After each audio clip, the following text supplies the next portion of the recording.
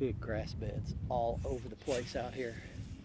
Hydrilla beds. This is that deep hydrilla that drops off in about 20 feet of water. Got him! Walleye! Big walleye or big bass. What is that? Big bass. Look at this. I saw that fish come up. Don't get off, don't get off. Look at that ugly fish. Mercy sakes. Good grief. That fish is skinny. He hasn't eaten in a month, it looks like. Man, if that fish had been eating, he would weigh about 7 pounds. But instead, it weighs about 4.5, something like that. Man, we better let him go back so he can go get him something to chomp on. See you, buddy. All right, pitched that spinnerbait back out there and got bit again. So, got largemouth bass biting on spinnerbaits.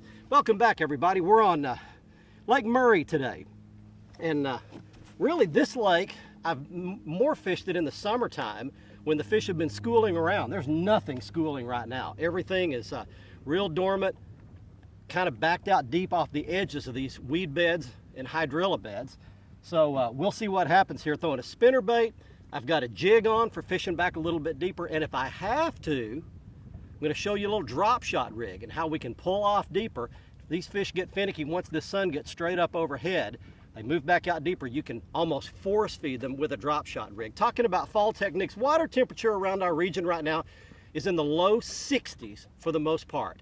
And the bass can be really aggressive when the water temperature is in that range. The one thing that's happening around our region though is a lake turnover. And you have to kind of keep an eye on that on your lake. But what that is when the hot water, of course, rises, cold water sinks.